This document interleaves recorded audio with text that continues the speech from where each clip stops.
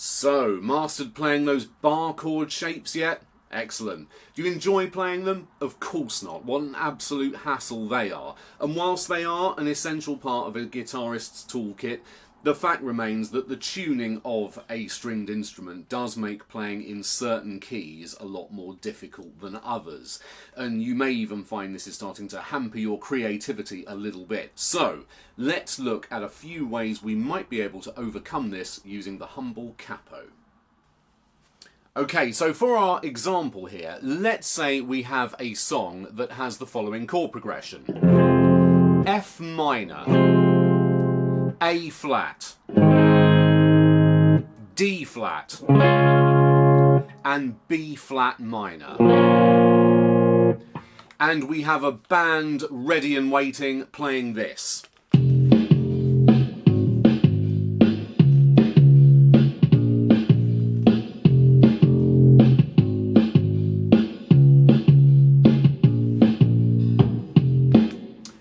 Now, a lot of guitarists might find the prospect of this chord progression makes their blood run cold a little bit because they either don't know what those chords are or worry they're going to be reduced to just hammering away at bar shapes for the whole thing.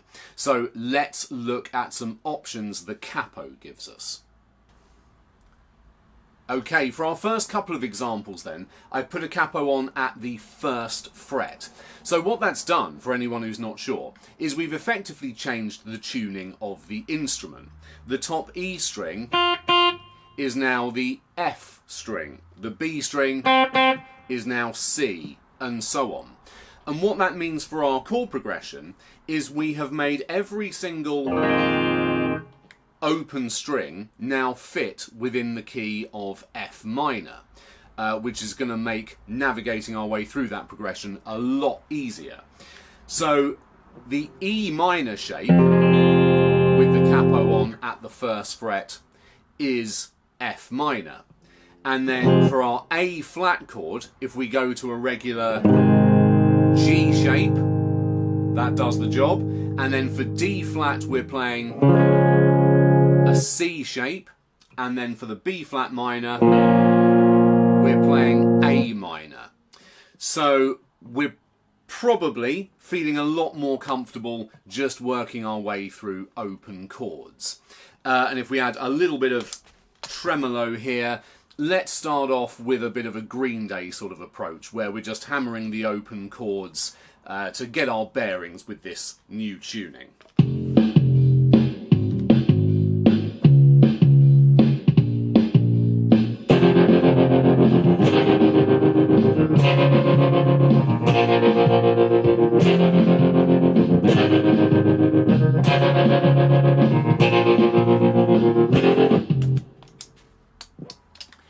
Not massively intricate stuff, but hopefully we're getting a little bit more of a sense of the geography of the fretboard with the capo on. Let's look at another option.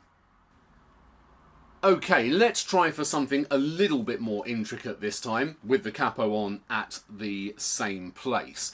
Let's imagine the slightly surreal prospect of someone like Tracy Chapman playing over a song like that. For the first couple of chords,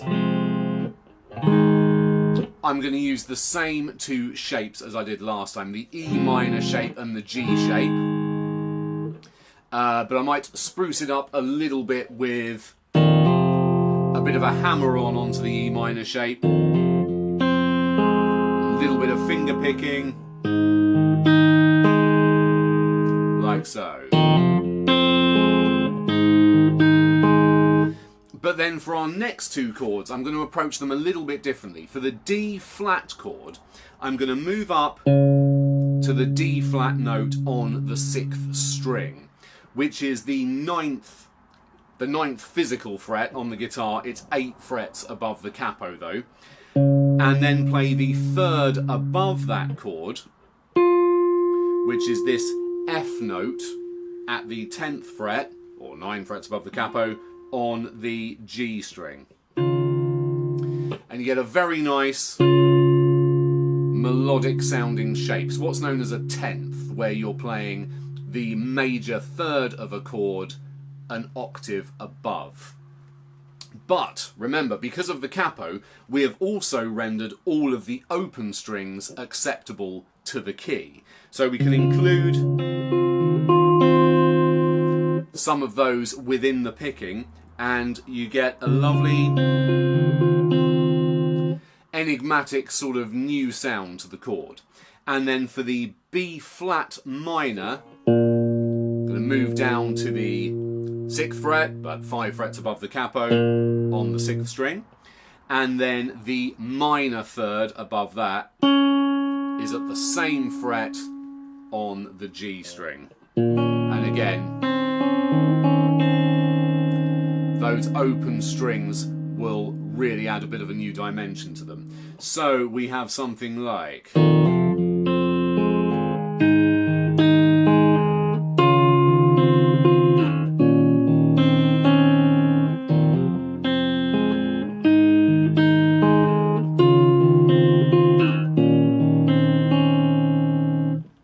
Alright, let's see if we can make that work with the track.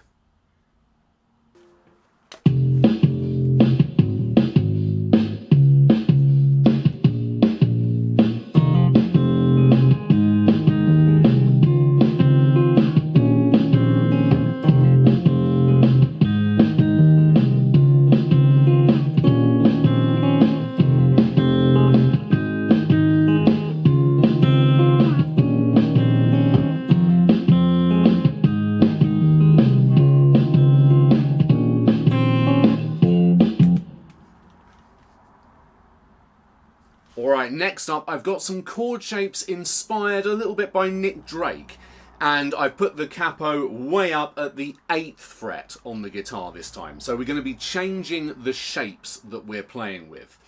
Up here, to play the chord progression F minor, A flat, D flat, B flat minor, that was it, we need the following shapes. A minor, C, F, and D minor.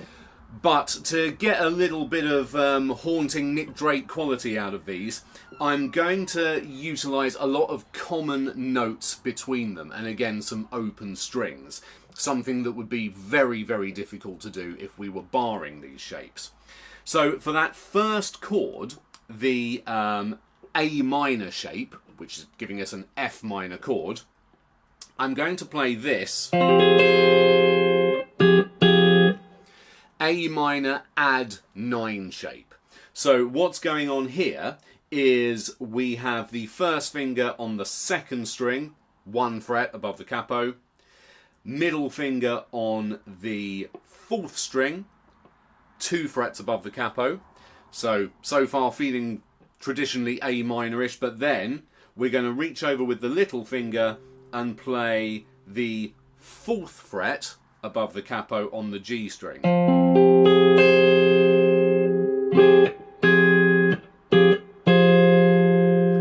And then for the next chord shape, which is going to be based around a C, I'm not going to move any of the other notes. I'm just going to add the 3rd finger to the 5th string, 3 frets above the capo. So we go.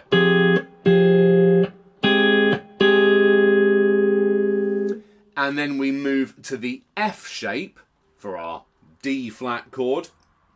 And that I'm going to do by just moving the middle and 3rd fingers down a string, but again, not disrupting any of the rest of the shape.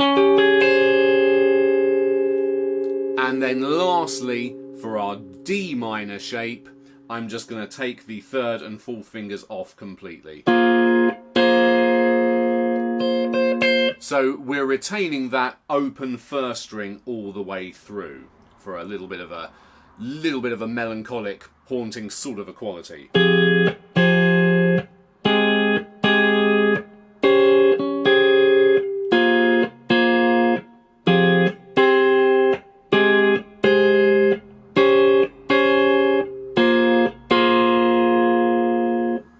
And with the track.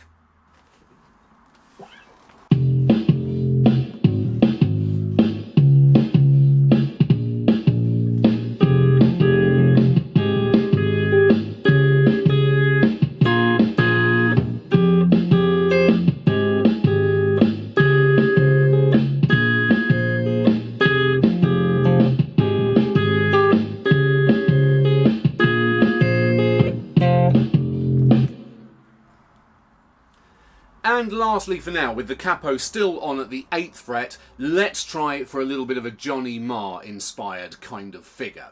So what I'm going to do this time, starting off with the A minor shape there, I'm going to pick up a little melody there, simply by lifting the 3rd finger off the G string, like so. And then doing the same thing on the C shape. So for the C shape there, I'm just reaching up for the 3rd fret above the capo on the 5th string with the middle finger, and then flattening the 1st finger to play that little tune on the G string. So.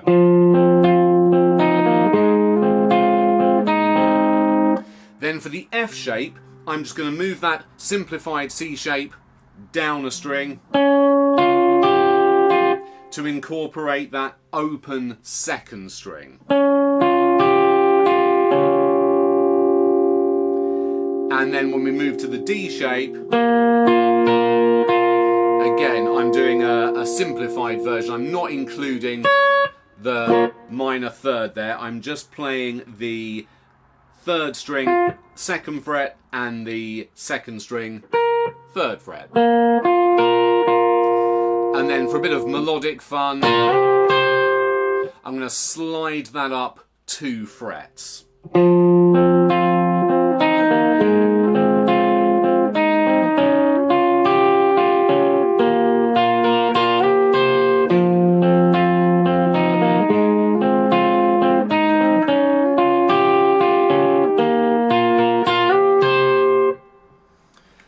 See if we can make that work with the track.